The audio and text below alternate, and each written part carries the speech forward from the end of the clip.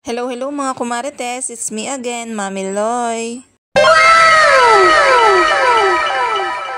O, diba may pagkaway pa nga, butas naman ang kilikili. Sorry na, hindi ko pa natatahi. Wala pa kasing time. Medyo marupok na nga kasi to dahil ito nga yung kauna-unahang uniform ko pa. Kung 5 years na nga ako sa bahay ni Kuya, 5 years na nga tong uniform na to. Ginising ko na nga yung akin darling para nga magpahatid sa terminal. Mukat-mukat pa nga yan pero wala namang siyang no choice. Today is Friday nga pala mga kumarites. O, sorry na, nagkasala lang kahapon. Kahapon pala Webes lang. Totoo na to, Biyernes lang ngayon. Alam nyo na, late upload lagi nga si kumarites nyo kaya naman hindi na magkaintindihan kung anong araw. Pagkahatid nga sa akin ng akin darling, syempre umaalis na yan. Alam nga naman tumambay pa yan dito. Hay nako, hindi pa nag-uumpisa tong araw na to napapagod na agad si Mami Loy nyo. Paano ba naman agad na agad nga kami kaya naman naghahabol nga kami sa linya. Alam nyo na kapag company operator ka at nasa electronics ka output is live. So ayan, mamaya na nga tayo mag-aayos kapag ka nasa company na nagbuhol-buhol na nga itong aking buhok. Ganun talaga kapag ka nga sa motor kasakay. So yun, isa-shoutout ko muna dito yung kumuha ng gunting namin, nakakainis. Ginagamit ko talaga yun, bigla na lang nawala, nag-CR lang ako. Jepoy, ilabas mo na yung gunting at ginagamit ko yun. Hanggang ngayon talaga ipalaisipan sa akin kung sino talagang kumuha nun dahil wala namang ibang kukuha talaga nun. Eh de yun, wala tayong no choice kundi nagdala nga ako ng maliit kesa naman wala nga akong gamitin. Fast forward, ayan nga at OT kami at ang ganda ng palabas dito sa shuttle. Hindi talaga ako masyadong mahilig manood ng movie pero pagka nga sa shuttle minsan nanonood ako. Lalo na dati nung nagko-commute pa lang kami sa bus, ang gaganda ng palabas. Minsan nga sa sobrang ganda ng palabas ayaw mo pang bumaba. Tapos minsan sa sobrang ganda ng palabas gusto ko nang tanungin yung conductor kung anong title. Nagpunta nga pala kami dito sa Teachers Village dahil naandito nga pala yung aking anak at nagbabasketball. Kasama niya nga pala yung mga kapitbahay namin, naiinip kasi sa bahay. Nagpapaalam naman yan kapag ka nga sasama siya. At dahil hapon na nga sila nagpunta dito hindi pa nga sila tapos kaya naman umuna na nga kami ng aking darling. Kita nyo naman itong Samuel's Plate, ang ganda ng kanilang decor. Hindi pa man Pasko pumapasko na nga din Tapos pagkadating naman sa bahay nagluto na agad ako. Tapos inilabas ko nga pala tong ampalaya para lulutuin nga ng aking darling bukas. Gagayatin ko na pala yan ngayon at lalagyan ng asin. Nagprito nga lang pala ako ng Shanghai at ito nga pala yung sinigang nung isang araw pa. Alam nyo ba yung pangat? Pangatlong init na. Ganon talaga kaysa masayang ang mga ulam, iinit na lang natin para makain. Nagprito nga rin pala ako ng kikiam dahil inuulam ko nga din yan sa kanin. Tapos sabi ko nga sa aking darling ipagsalang na niya nga ako ng aking labahin. Kaya naman ayan, nakatapos na nga siya ng isang ikot tapos meron pang isa. Pero bago nga ako magsampay sabi ko nga kumain nga muna kami. Ngayong araw nga ay Biyernes dahil nga bukas may pasok tayo, kailangan natin mag-utay-utay ng labahin. Buti na nga lang at yung sinigang ay okay pa naman.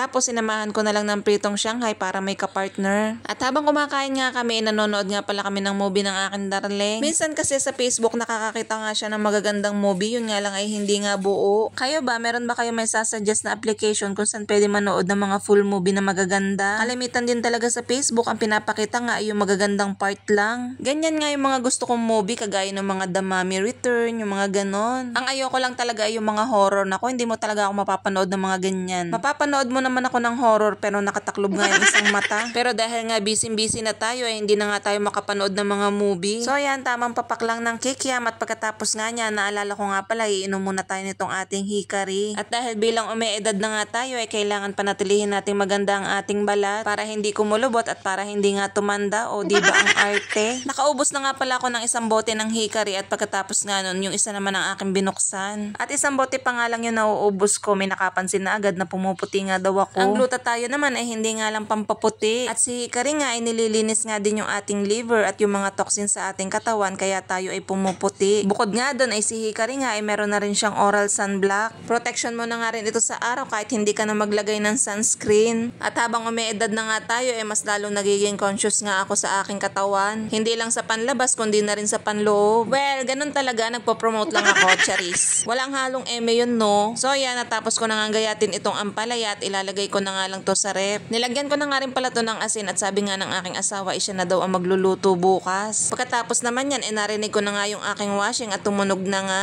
Pangalawang sala nga ito ng aming labahin. Iilang araw pa nga lang to pero napakadami na. At dahil nga medyo gabi na, hindi na nga muna ako nagsalang ng aking uniform, bukas na lang. Pero ayan na lang naman yung mga naiwan at saka yung maliliit. Mag-aalas 8 na nga ata to ng gabi kaya sabi ko nga yung iba bukas na lang. Tapos na nga kaming kumain ng aking asawa niyan at lumabas nga siya. Sabi niya ay wala pa nga daw si Kurt. Kaya sabi ko nga sa kanya ay puntahan na niya doon sa court. So ayan, magsasampay na nga tayo para sa linggo nga isabay-sabay ko na nga itong lilikumin para matiklop. Maya-maya nga ay dumating na nga rin ng aking asawa at kasama na nga si Kurt. Hindi pa nga yan kumakain kaya siya na lang ang kakain mamaya. Hay nako, nakakapagod namang tunay. Sa totoo lang ay nakakapangalus nga pero ayan natapos nga din ang ating sampayin. Kita nyo naman yan at napakadami. Dahil ang karamihan nga dyan ay pantarbaho nga ng aking asawa. Pagkadating nga dito sa bahay, sabi ko nga dito sa aking anak ay magpalit na nga ng damit dahil nga pawis na pawis. At ang sabi ko nga din ay kumain na at yung kanyang pinagkainan ay hugasan na rin niya. At finally natapos na nga rin tayo sa ating mga sampayin. Pero bukas nga ay meron pa pero kakaunti naman na yun. Napakasarap talagang tingnan lalo na kapag kasaid ang ating labahin. Pero syempre charot-charot lang yun at meron pa nga tayong mga ilan-ilan ditong sasaidin bukas. At yun lang naman ang ganap natin for today's vlog. Thank you for watching. Bye!